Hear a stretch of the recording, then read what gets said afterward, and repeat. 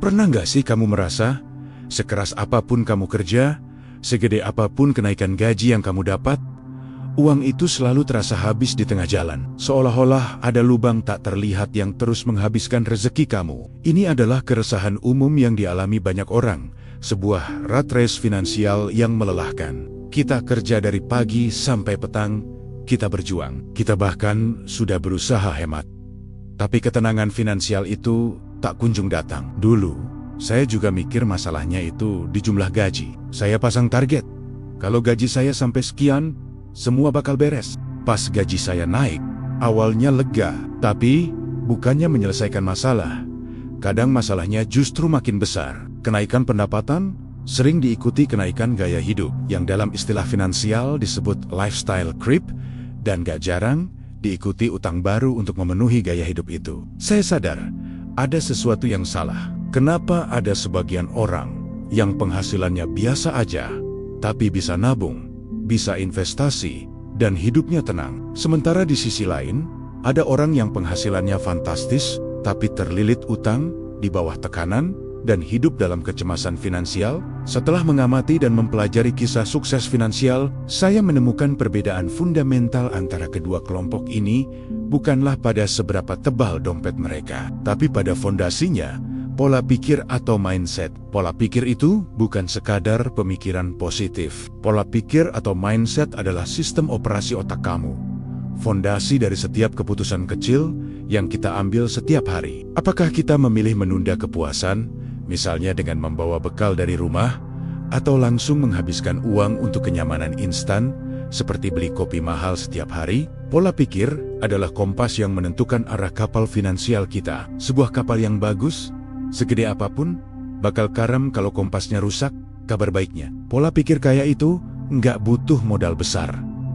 Dia nggak minta kamu jadi CEO besok pagi. Pola pikir kaya bisa dimulai hari ini, dari kebiasaan sederhana dan sudut pandang baru yang bakal mengubah seluruh permainan finansial kamu. Hari ini, kita akan bahas 7 pola pikir yang bisa langsung kamu terapkan untuk membangun fondasi kekayaan dan ketenangan finansial. Yang pertama, menunda kesenangan atau delayed gratification.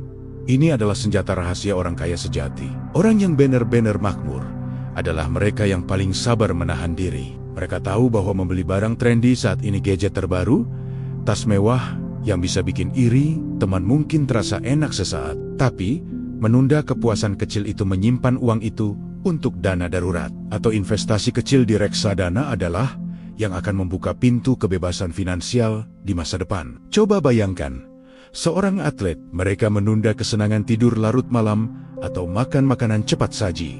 Mereka memilih rasa sakit dari latihan hari ini untuk kemenangan di masa depan. Finansial juga sama. Setiap kali kamu menunda pembelian yang gak penting, kamu bukan sedang menyiksa diri. Kamu sedang menginvestasikan rasa sabar. Kesenangan yang ditunda hari ini adalah investasi untuk ketenangan hari esok. Mulailah dengan menunda pembelian impulsif selama 24 jam. Tanyakan, apakah ini kebutuhan atau sekadar keinginan sesaat? Pola pikir kedua, melihat uang sebagai alat, bukan tujuan. Seringkali kita mengejar uang seolah-olah uang itu adalah garis akhir, atau bahkan dewa yang harus disembah. Padahal, uang hanyalah kendaraan atau tools untuk mencapai tujuan yang lebih besar, seperti kebebasan waktu, kesempatan berkembang melalui pendidikan, atau kemampuan untuk membantu orang lain melalui donasi. Kalau kamu melihat uang sebagai tujuan akhir, kamu akan cenderung menimbunnya, jadi kikir, atau pakai cara-cara yang gak etis untuk mendapatkannya. Tapi ketika kamu melihat uang sebagai alat, kamu akan memperlakukannya dengan hormat, mengarahkannya sesuai tujuan hidup kamu, dan menggunakannya untuk menciptakan nilai bagi diri sendiri dan orang lain.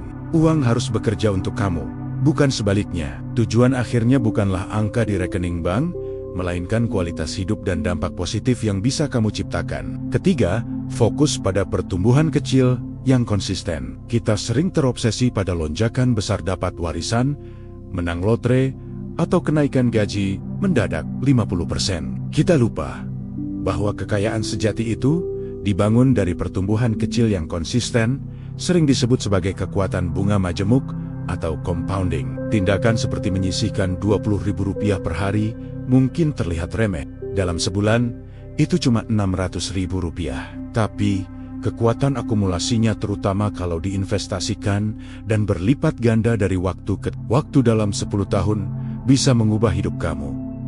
Ingat analogi air yang menetes. Air yang menetes terus-menerus akan melubangi batu, bukan karena kekuatannya yang besar, tapi karena konsistensinya. Lakukan evaluasi keuangan 15 menit setiap minggu. Sisihkan uang kecil itu secara otomatis. Konsistensi kecil adalah mesin uang yang sesungguhnya. Keempat, belajar dari kesalahan, bukan mengutuknya. Semua orang, termasuk investor ulung sekalipun, pernah bikin kesalahan finansial. Kita pernah boros, kita pernah salah investasi, kita pernah terlilit utang kartu kredit. Pola pikir miskin akan membuat kita merasa bersalah, malu, dan terjebak dalam penyesalan yang melumpuhkan. Pola pikir kaya menjadikan kesalahan sebagai guru terbaik. Fokusnya bukan pada, kenapa sih aku bodoh banget minjem uang ini? Melainkan, apa yang bisa kupelajari dari pengalaman utang ini supaya nggak terulang lagi. Setiap kegagalan atau kerugian adalah data berharga.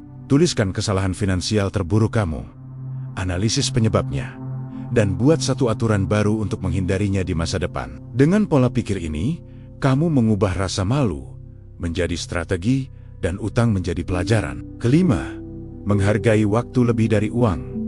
Uang yang hilang bisa dicari lagi, tapi waktu yang terbuang gak akan pernah kembali. Orang kaya mengerti bahwa waktu adalah sumber daya paling berharga. Mereka nggak akan menukar waktu luang mereka hanya untuk dapat sedikit uang tambahan, kalau itu mengorbankan waktu untuk keluarga, kesehatan, atau pengembangan diri. Coba deh, pikirkan biaya oportunitas. Kalau kamu menghabiskan 2 jam untuk cari diskon termurah di 5 toko berbeda, apakah 2 jam itu bisa dipakai untuk belajar skill baru yang bisa meningkatkan pendapatan kamu 10 kali lipat? Orang dengan pola pikir kaya menggunakan waktu mereka untuk produktivitas, untuk belajar ide baru, atau untuk menciptakan aset seperti bisnis, investasi, atau properti. Ketika kamu berhenti menukar waktu berharga kamu untuk sekadar uang, dan mulai menggunakannya untuk menumbuhkan aset dan kemampuan kamu, uang akan mengikuti dengan sendirinya. Keenam, memberi sebelum menerima. Ini mungkin kedengarannya paradoks dalam dunia finansial,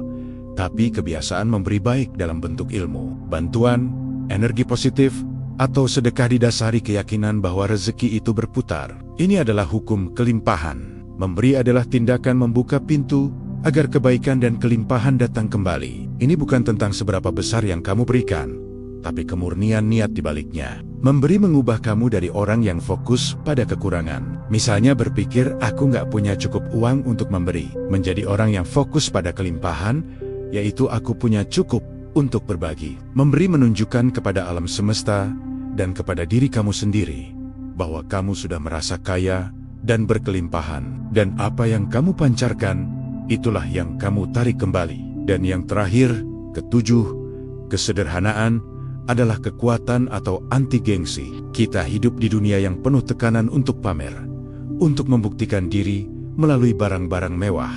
Banyak orang membeli barang yang gak mereka butuhkan, dengan uang yang gak mereka miliki, hanya untuk mengesankan orang yang gak mereka pedulikan. Orang dengan pola pikir kaya, yang benar-benar kaya, gak perlu membuktikan diri kepada siapapun. Mereka tahu bahwa kesederhanaan atau anti gengsi adalah senjata finansial terkuat. Kesederhanaan memberi ruang bernapas, memberi ruang untuk menyimpan, dan memberi ruang untuk kebebasan finansial yang jauh lebih besar daripada kepuasan sesaat karena pamer barang mahal. Kekayaan sejati adalah apa yang gak terlihat, apa yang kamu simpan, investasikan, dan bukan apa yang kamu pamerkan. Kita bisa lihat contoh nyata dari pola pikir ini. Ambil kisah Sari, seorang ibu rumah tangga dengan penghasilan suami yang popasan di pinggiran kota. Bukannya mengeluh, Sari menerapkan pola pikir menunda kesenangan dan fokus pada pertumbuhan kecil.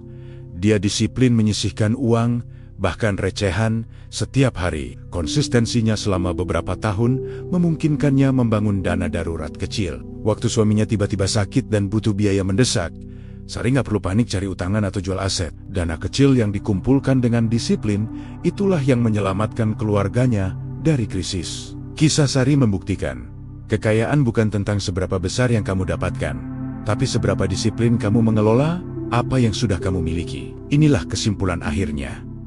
Kekayaan sejati bukan cuma tentang seberapa tebal isi dompet, tapi tentang ketika pikiran kamu tenang, hati kamu nggak diperbudak oleh uang, dan kamu mampu memilih jalan hidup dengan lebih bebas. Kita nggak bisa mengontrol krisis ekonomi atau kenaikan harga, tapi kita bisa mengontrol cara kita berpikir dan membuat keputusan setiap hari. Perubahan besar lahir dari langkah-langkah kecil yang dilakukan secara konsisten. Ambil satu pola pikir hari ini mungkin, menunda kesenangan atau kesederhanaan adalah kekuatan dan berkomitmenlah untuk menjalaninya selama 30 hari ke depan. Kamu akan terkejut melihat dampak luar biasa yang akan terjadi pada keuangan dan ketenangan hidup kamu. Pola pikir ini adalah peta harta karun kamu. Mulailah sekarang.